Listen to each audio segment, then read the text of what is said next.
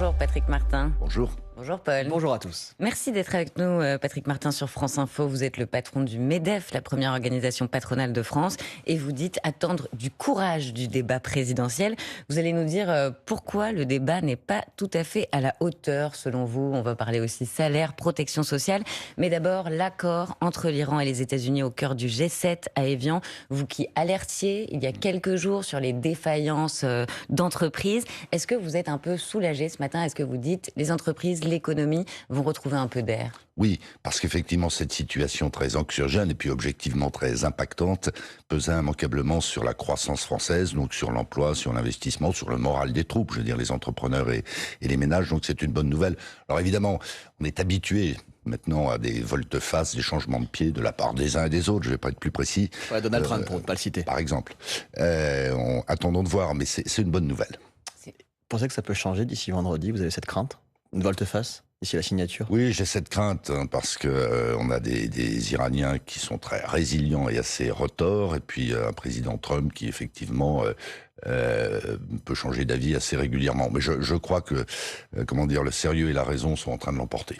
Emmanuel Macron promet justement de tout faire pour qu'il n'y ait pas de péage dans le stratégique détroit d'Ormuz. Le détroit d'Ormuz dont le blocage avait provoqué la flambée des prix du carburant notamment. Vous, le patron des patrons, est-ce que vous avez confiance dans la capacité de la France à faire bouger les lignes et à peser dans la résolution Moi, je trouve que la France, d'autres pays européens notamment, sont intelligemment présents dans ce débat, essaient d'apporter de l'apaisement, sans perdre de vue les menaces géopolitiques qui peuvent émaner de ce régime iranien qui est assez odieux à certains égards pour sa population en particulier. Donc nous, on est très alignés avec le président de la République, et quand il fait des offres de services pour le compte de la France, mais je le redis, accompagné par d'autres pays, ça va exactement dans le bon sens. Sauf que ces offres de services sont pour l'instant rejetées plus ou moins poliment par le président américain, c'est ce qu'on a vu hier soir. Oui, écoutez, en toute chose, et singulièrement sur la scène internationale, a fortiori avec des personnages de ce profil, je pense qu'il faut prendre un petit peu de recul et ne pas s'en tenir simplement aux postures et aux déclarations intempestives. Vous pouvez nous dire, vous avez un ordre de grandeur sur ce que ça a coûté aux entreprises françaises, cette situation depuis Oui, le début de la guerre? Il est assez communément admis qu'une augmentation de $10 du prix du baril, il avait quasiment doublé, ça a un impact, $10, un impact de 0,1% sur la croissance. Or, on était déjà en légère récession sur le premier trimestre, alors même que les événements au Moyen-Orient n'étaient intervenus qu'à la fin du premier trimestre. Donc, immanquablement, ça va peser. Même si le détroit d'Ormuz se rouvre, on le souhaite évidemment, il y aura un effet dans la durée sur l'inflation et sur la croissance. Combien d'entreprises ont dû mettre la clé sous la porte? On est sur une tendance annuelle de plus de 70 000 entreprises, on bat des records. Ça s'est aggravé depuis le début de cette guerre? Ça s'est aggravé, mais on était déjà sur une mauvaise tendance. J'insiste sur un point, non pas pour... c'est pas un jugement de valeur en quelque sorte, mais il y a de plus en plus dans ce panel d'entreprises qui déposent le bilan, d'entreprises importantes et dans des secteurs d'activité de plus en plus nombreux, je pense à l'industrie en particulier. Donc il faut y être très attentif, c'est quand même un indicateur de la santé de l'économie française. Donald Trump, vous parliez de son comportement pas évident à saisir sans le mentionner. Il est en France, donc pour le G7, le président espère le faire rester jusqu'au bout, avec notamment un dîner fastueux au château de Versailles demain soir. Donald Trump qui menace en parallèle la France de droits de douane de 100% sur le vin si Paris ne supprime pas une taxe sur les géants du numérique américain. Est-ce qu'il faut quand même traiter Donald Trump? On n'a pas le choix. Je vais vous dire à notre place, celle des entrepreneurs, on a traité le sujet. Moi, j'ai présidé le B7, qui est le miroir entrepreneurial du G7, donc avec les mêmes pays, dont les États-Unis. Et je voudrais attirer votre attention sur le fait qu'on a eu une déclaration commune, donc signée par les Américains, qui appelle à ce qu'on restaure une forme de stabilité, de loyauté, de lisibilité dans les règles du commerce international. Même les patrons américains le demandent. Ça veut dire quoi concrètement? Pas de droit de douane. Pas de droit de douane. Pas de droit de douane. Et puis pas de volte-face permanente sur des dispositifs tarifaires ou non tarifaires d'ailleurs en matière de commerce international. Moi je salue en particulier l'attitude, pour ne pas dire le courage de mon homologue américaine. C'est une femme qui a signé cette déclaration qui est très importante. Qui ne va pas dans le même sens que son président, le président américain. C'est en cela que je salue son courage. Mais vous pensez qu'il ne faut pas lâcher sur cette taxe sur les géants du numérique américain instaurée en 2019 et qui crée cette...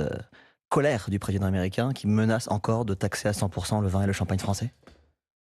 Alors, je pense que le sujet du digital va bien au-delà. On en a la démonstration ces derniers jours avec la suspension d'Anthropic par le gouvernement L'intelligence américain. artificielle. On va en parler après. Donc, il faut qu'on soit parfaitement conscient. On l'est chaque jour un peu plus, qu'on est dans une situation de dépendance dorénavant à l'égard des Chinois dans beaucoup de domaines, pas seulement industriels, et puis des Américains s'agissant du digital. Donc ça pose un problème existentiel, je dirais, pas seulement pour les entreprises et l'économie des pays européens, mais pour les populations également. Donc à un moment donné, il faut établir un rapport de force. C'est une prise de risque, mais Au détriment à un moment du vin et donné, du champagne français. pardon. Au détriment potentiel du vin et Pas du champagne français. pas nécessairement. On a C'est eu qui vont céder les Américains? on a eu la démonstration ces derniers temps qu'il pouvait y avoir des C'est pas la changements. première fois que Donald Trump menace de droits de douane. Écoutez, Vous pensez alors pas forcément qu'il ira au bout? Moi, je vous parlais de la Chine. La Chine avait instauré sur le cognac et l'armagnac des droits de douane qui étaient mortels, en quelque sorte, pour cette filière très exportatrice. Je m'étais rendu en Chine avec notre ministre des Affaires étrangères pour assouplir, et puis à la fin, essentiellement supprimer ces mesures. Donc c'est très stressant et c'est très pénalisant pour les secteurs qui, à l'instant, sont touchés, mais à la fin des fins, moi je pense que la raison va reprendre ses droits, et puis la diplomatie économique, je parlais du B7, la diplomatie économique pèse. Donc à notre place, je le redis, on insiste auprès de nos gouvernements, quels qu'ils soient, pour qu'ils se départissent en définitive de ces postures et de ces polémiques. Vous parlez de l'intelligence artificielle. Justement, la France va investir 655 millions d'euros supplémentaires dans son développement, a annoncé Matignon aujourd'hui. Vous dites qu'il faut faire du prosélytisme en matière d'intelligence artificielle. Est-ce que cette annonce va dans le bon sens et est-ce que c'est suffisant ? Faire du prosélytisme, et pardon de la trivialité de l'expression, il faut investir comme des brutes. Investir comme des brutes dans la formation, investir comme des brutes dans les technologies, dans les data centers, dans l'intelligence artificielle. Est-ce que le Premier ministre qui annonce ce matin 655 Ça va millions dans le d'euros bon sens. est investi comme une brute? Il investit à la mesure des moyens très faibles dont la France dispose dorénavant du fait de l'état de ses finances publiques.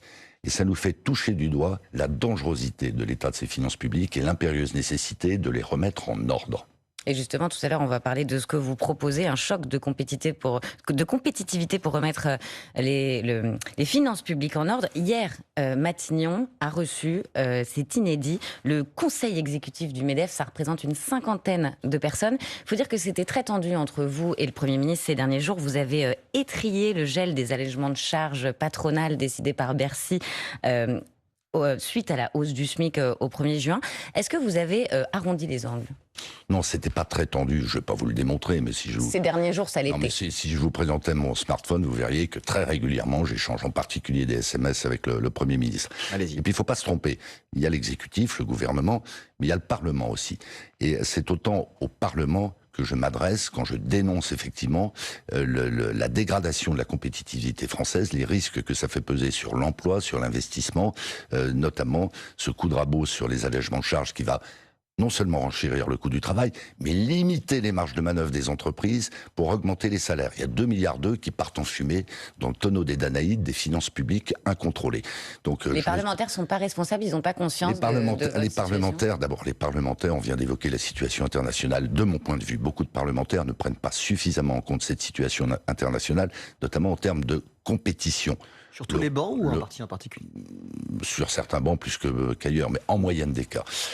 Premier point. Deuxième point, et c'est dans l'ordre des choses, ils sont tous focalisés sur l'élection présidentielle, puis immanquablement les élections législatives. Ça peut se comprendre, nous sommes républicains, nous sommes démocrates. Mais il faudrait à un moment donné que les uns et les autres lèvent le nez du guidon et élargissent leur spectre. Nous, on est confrontés à la concurrence internationale quotidiennement. On a évoqué à l'instant le nombre impressionnant de dépôts de bilan. Donc, on ne fait pas de la politique. On est là pour rappeler un certain nombre de choses parce qu'on considère, et c'est d'évidence, que c'est l'intérêt du pays que de se remettre en ordre sur le plan économique, de regagner en dynamique économique. Regardez le marché de l'emploi, c'est quand même un peu préoccupant en ce moment. Oui, en toile de fond, c'est la question aussi du bilan d'Emmanuel Macron qui se pose. Patrick Martin, Emmanuel Macron, président pro-business, président de Choose France, de la Start-up Nation. C'est terminé, ça ? Non, ceux qui affirment que la politique de l'offre a été préjudiciable au pays mentent. Ils mentent. Tous les chiffres en témoignent en termes de croissance, en termes d'attractivité, en termes d'emploi, ça donnait des bons résultats. Le vrai problème, et c'est ce que j'ai dit très respectueusement au Premier ministre hier, c'est précisément qu'on est en train de détricoter cette politique de l'offre. Donc, à bas bruit, mais parfois de manière beaucoup plus spectaculaire, on est en train de décrocher par rapport à d'autres pays. À la fin des fins... Même si la France reste le pays le plus attractif d'Europe. À la fin des fins, ça se traduit par quoi? Ça se traduit par moins de pouvoir d'achat. Moi, je ne perds à aucun moment de vue que la préoccupation numéro 1 des Français, c'est le pouvoir d'achat. Comment créer du pouvoir d'achat? Par de l'emploi. On a encore trop de gens qui sont au chômage, des jeunes en particulier, c'est profondément choquant, et ensuite en générant de la croissance pour donner aux entreprises les marges de manœuvre pour qu'elles distribuent des salaires. C'est d'évidence. On va en parler dans un instant, mais c'est le dernier G7 d'Emmanuel Macron, et c'est l'heure du bilan. Ce décrochage, ce détricotage d'une politique qui a fonctionné, selon vous, vous le datez à quand? C'est quoi le péché? C'est la dissolution? C'est la dissolution. C'est la dissolution qui était une prise de risque énorme et ça n'a pas marché. Bon, il faut par ailleurs souligner que l'Europe elle-même, d'une manière générale, est en train de se déclasser par rapport aux États-Unis, par rapport à la Chine. Donc de la même manière qu'on est très insistant en France pour se redonner les moyens de la croissance et du pouvoir d'achat, on l'est auprès de l'Union européenne. Le MEDEF est omniprésent auprès de la Commission européenne, auprès du Parlement européen. On commence à marquer des points. Je voudrais juste rappeler qu'il y a quelques années encore, l'Europe s'apprêtait à interdire le financement des industries de défense et du nucléaire, avec une vague préoccupation supposément écologique. Heureusement que le MEDEF, parmi d'autres, a fait le job pour qu'on remette les idées en ordre. Et qu'est-ce que vous attendez de ce G7 aujourd'hui en termes de commerce international? Bien précisément que d'abord on objective les situations, qu'on prenne mieux conscience des menaces et que les pays reviennent à ce qui a préexisté pendant des décennies, c'est-à-dire une volonté de coopération. Vous dites que les chefs d'entreprise n'investissent plus et n'embauchent plus, et vous parlez même d'un découragement inédit. En quoi il est inédit, ce découragement? Non, je n'ai pas dit qu'ils n'investissaient plus et qu'ils n'embauchaient plus. C'est dans le Figaro le 22 mai. Cela dit, les prévisions d'embauche sont assez catastrophiques. Elles ont été publiées en particulier par Manpower hier. Donc on investit moins, on embauche moins. Pourquoi? Parce qu'on est dans le brouillard. Et c'est de la responsabilité de nos politiques. Donc l'incertitude. L'incertitude. C'est terrible sur le plan économique, l'incertitude. Et c'est logique. Qu'est-ce que vous voulez? Quand vous ne savez pas si on ne va pas encore vous assommer d'impôts et de charges sociales, qu'on ne va pas vous assommer encore de complexité. Il y a une loi qui est en cours d'élaboration sur la transparence salariale. Ce truc est dingue. Animé par de bonnes intentions, mais avec des résultats catastrophiques. La transparence salariale, c'est dingue pour vous? C'est complètement dingue. Et alors on veut nous faire croire que c'est le sujet de l'égalité homme-femme. Nous, on a été moteur. Mais c'est quand même un sujet. C'est un moteur, on a été moteur, c'est un sujet, on a été moteur sur l'instauration de l'index dit Pénicaud d'égalité homme-femme. Il y a encore, si on parle sérieusement, 3,5 à 4% d'écart entre les hommes et les femmes à poste et carrière comparable. On est très... Non, à poste, non, ça dépend. Parfois c'est beaucoup, bien oui, supérieur. Mais si, comparons des choses comparables. Donc on est très déterminé sur ce sujet, mais ce que le gouvernement s'apprête à faire, c'est pas très compliqué. Ça va dissuader les salariés qui veulent s'engager, qui veulent progresser, qui veulent être augmentés, parce qu'on va instaurer un principe d'égalitarisme. C'est-à-dire que des salariés qui, eux, sont moins engagés, sont moins motivés, veulent peut-être moins progresser, seront traités exactement comme ceux qui s'arrachent. Donc vous dites de nivellement par le bas, c'est ça le risque. C'est le summum de ce qu'on n'a jamais vu en termes de complexité. Je peux vous dire qu'on va embaucher, pour le coup, des palanquets de DRH. Au même moment où ce gouvernement, de bonne foi et animé par de bonnes intentions, veut simplifier. Donc nous, on dénonce cette mauvaise réponse à un vrai problème. Et on entend votre message sur France Info ce matin, Patrick Martin, président du MEDEF. Dans un instant, on va parler du débat en vue de 2027. Est-il à la hauteur pour vous? Mais pour l'instant, il est 8h48 et c'est l'info en 1 minute avec Antoine Geoffin. Ça va dans le bon sens, réagit à l'instant le président du MEDEF, invité du 8h30 France Info. Sébastien Lecornu annonce un investissement supplémentaire de 655 millions d'euros de la France pour développer l'intelligence artificielle. Il investit à la mesure des moyens du pays, commente Patrick Martin. Le Premier ministre dit ne pas vouloir dépendre du bon vouloir de partenaires, de couper le robinet de l'IA. Allusion à cet ordre donné il y a quelques jours par Donald Trump à la start-up américaine Anthropic de ne plus laisser l'accès à 2 de de ses modèles de calcul les plus puissants. Des tests cadmium remboursés à partir d'aujourd'hui par la sécurité sociale, métal lourd, cancérigène. Plus de la moitié des Français sont exposés à des seuils trop hauts selon les autorités sanitaires. Ceux qui vivent près d'un site industriel pourront se faire tester gratuitement.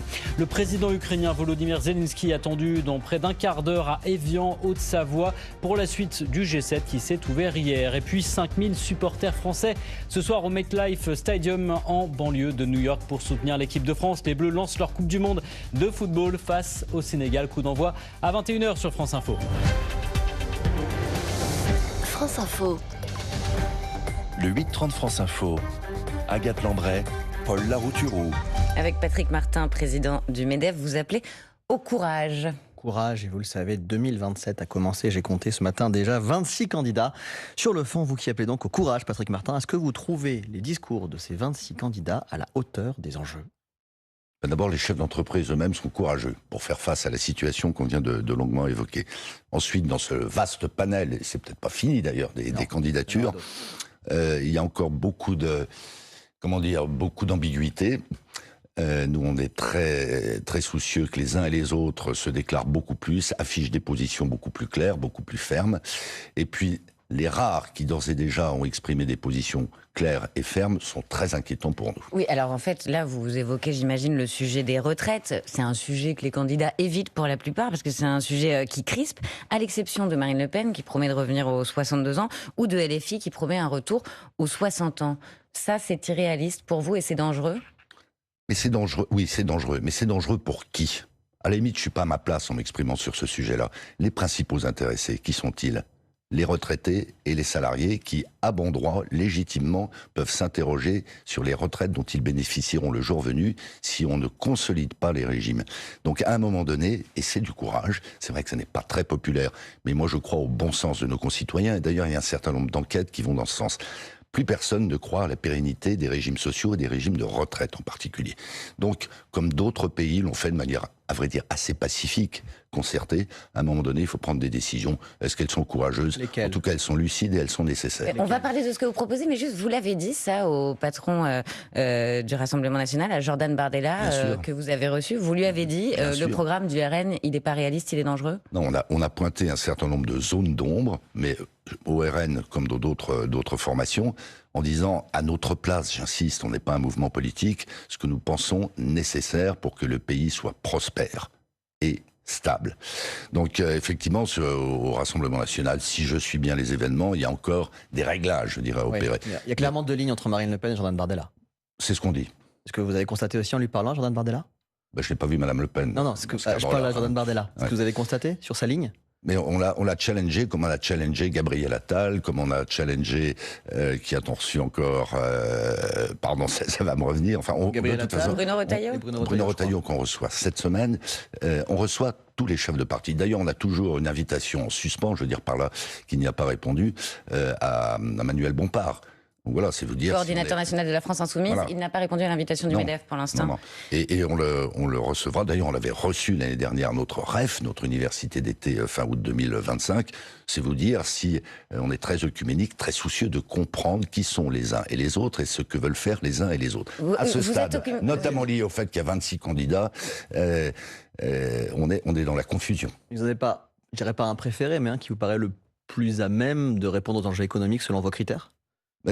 Si vous voulez, c'est pas tellement comme ça qu'on analyse les choses. Nous, on énonce des analyses, des propositions. Je vais le faire encore la semaine prochaine en publiant un document qui, je pense, est un diagnostic très objectif de la situation de la France, avec de grandes opportunités, mais de vrais périls.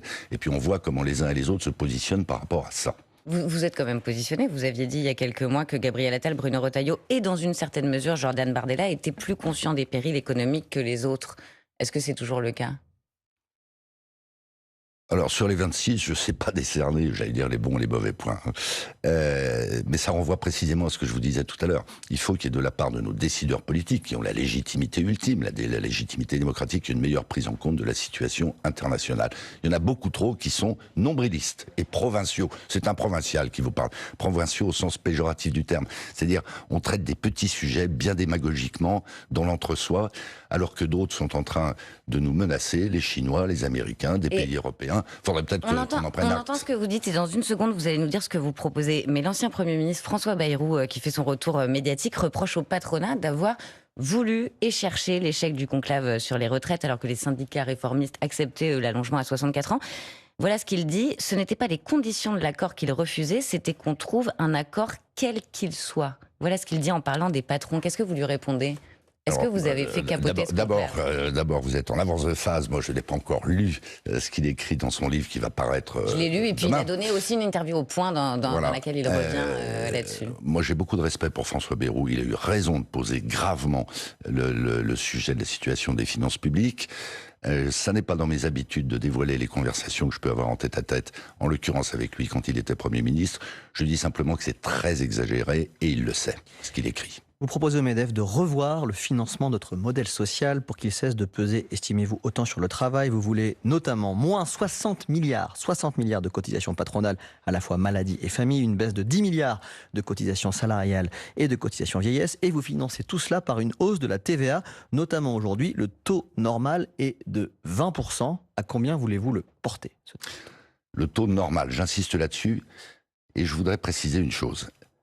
Les ménages modestes qui pourraient craindre une augmentation du taux de TVA, quand on regarde la structure de leurs dépenses, c'est principalement le logement. Il n'y a pas de TVA sur le logement. Donc une augmentation du taux de TVA serait totalement neutre. Ça, c'est ce que vous dites, mais c'est pas ce que disent notamment la patronne de la CGT qui dit... Attendez, je termine. Que c'est antisocial. Le deuxième poste de consommation, et c'est normal, c'est l'alimentation. L'alimentation est essentiellement à taux réduit de TVA, donc ne serait pas impactée non plus. Donc à la limite, s'il devait y avoir un impact sur le pouvoir d'achat, c'est sur les classes moyennes et supérieures.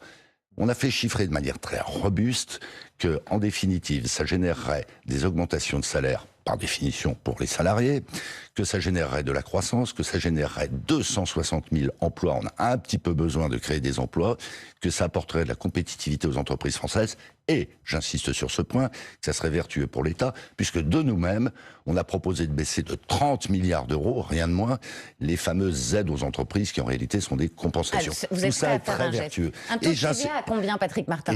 Et je finis sur un point. Ici et là, ça n'est pas votre cas évidemment, on me dit TVA sociale, c'est antisocial, oui. Il faudra marcher sur le corps. Pas de chance, il y a déjà 50 milliards d'euros de la protection sociale qui sont financés par la TVA, outre les 130 milliards qui sont financés par la CSG. Donc poser le débat en termes de principe, c'est mentir. D'accord, mais vous n'avez pas répondu. Combien ? Pardon. Combien la TVA ? À combien ? Il faudrait l'augmenter de l'ordre de 2 points. Plus de bientôt à 22%. Ce qui nous ramènerait d'ailleurs dans la moyenne européenne. Et la patronne de la CGT... Et on taxerait les importations. Enfin, tout ça est très vertueux. La patronne de la CGT dit que c'est antisocial parce que ça va faire payer la quasi-totalité des travailleurs, notamment ceux qui ne sont pas imposables parce qu'ils n'ont pas assez de revenus. C'est vrai que la TVA, ça peut frapper tout le monde. Non mais, je viens de vous démontrer que les ménages vous dites que non. Dont Mme Binet s'occupe ne seraient pas impactés. Et puis, que voulez-vous, 260 000 personnes qui accéderaient à l'emploi, je pense que Mme Binet, pour qui j'ai du respect malgré tout, devrait s'y intéresser aussi. Nous, on veut que le pays réussisse. On est devant une impasse, on est devant un mur. Moi, je veux bien faire de l'acharnement thérapeutique en disant on ne touche à rien, brandir des étendards, des dogmes, des postures, etc. Nous, on est pragmatique, on veut que le pays réussisse, que les salariés aient un salaire net qui augmente. Et Gabriel Attal aussi propose cela, et vous dites s'il faudrait pour agir sur la TVA. Il est l'heure de la question qui, ce matin, la question qui tronçonne. Vous avez, selon Mediapart, invité le président argentin, je vous vois hausser les yeux au ciel, le président argentin à votre grande université d'été, on le sait à la fin de l'été, Javier Milei, c'est ce président arrivé au pouvoir avec une tronçonneuse comme symbole politique qui a engagé une grande cure d'austérité en Argentine. Ses soutiens mettent en avant le retour à l'équilibre budgétaire et la chute de l'inflation. Ses nombreux détracteurs dénoncent une explosion de la pauvreté et une casse sociale sans précédent. Finalement, il vous a répondu non, il ne viendra pas. Pourquoi l'avoir invité ? Est-ce que M. Milei a été démocratiquement élu ? Oui. Oui. Est-ce que par ailleurs, vous ne le soulignez pas, je n'ai pas invité la présidente socialiste du Mexique ? Je l'ai invitée. Est-ce que dans le passé, nous avons invité des présidents, le cas échéant, élus, pas toujours, illibéraux ? Je pense à M. Orban. Je pense à M. Maduro. Vous voyez le petit clin d'œil. Hein. Non. Est-ce que M. Milei est illibéral ? Est-ce qu'il met en prison ses opposants ? Non, il a une tronçonneuse. Ça vous plaît, la tronçonneuse ? Est-ce qu'il met la main sur les médias ? Non. On a vu le clin d'œil à Jean-Luc Mélenchon. Vous voulez dire que ce président libertarien, qui est une icône pour la droite dure, c'est pas un modèle pour le MEDEF? Je ne sais pas si M. Maduro est un modèle pour le MEDEF. Non, ça n'est pas un modèle. On ne vous parle pas de Non, mais Maduro. voilà, si je veux rentrer dans la polémique, j'y vais plein pot. Je termine en disant que, sauf erreur de ma part, l'information vient d'être publiée, M. Milei va venir en France à l'automne pour recevoir un prix. C'est un économiste. Pour recevoir un prix au même moment où M. Aguillon, notre prix Nobel d'économie, recevra le même prix. Donc voilà, tout ça, ce sont des tempêtes dans des verres d'eau, ce sont des écrans de fumée pour qu'on ne s'occupe pas des vrais problèmes. Comment redresse-t-on la France pour commencer ses finances publiques? Ça m'intéresse. Merci beaucoup, Patrick Martin. Le message est passé.